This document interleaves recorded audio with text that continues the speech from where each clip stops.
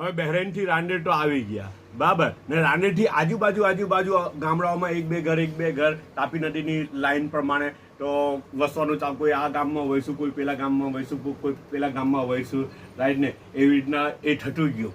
અચ્છા ને પણ સમસ્યા એ આવી કે સામાજિક માળખું એક ઊભું થાય. હજુ બી એટલું તો વસ્તી હોતી નહીં કે એક સમાજ બને, હે ને. હા, તો સમાજ બને એટલી વસ્તી ઉઠી નહીં ને સમાજ બને એવી તાકાત બી ઉઠી નહીં.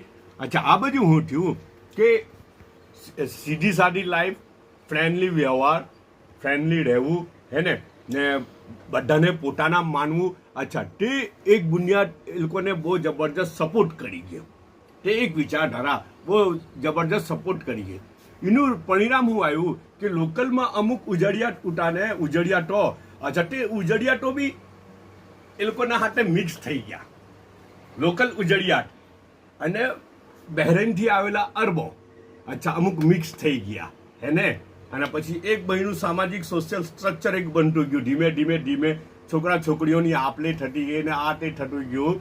અચ્છા, તો બધી મિક્સ એ થઈને એક કોમ્યુનિટી બનતી ગઈ. અચ્છા, તે કોમ્યુનિટીમાં ઉમેરો થયો. બહુ બધા બીજી કન્ટ્રીઓના લોકોનો બી ઉમેરો થયેલો છે તેના અંદર. એક તો આપણું લોકલ તો છે જ, બરાબર છે, અરબ છે.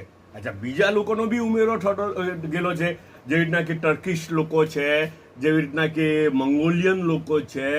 અચ્છા, તે બી અંદર ઉમેરાયેલા છે, હે ને. તેમનો બી અંદર ઉમેરો થતો ગયેલો છે.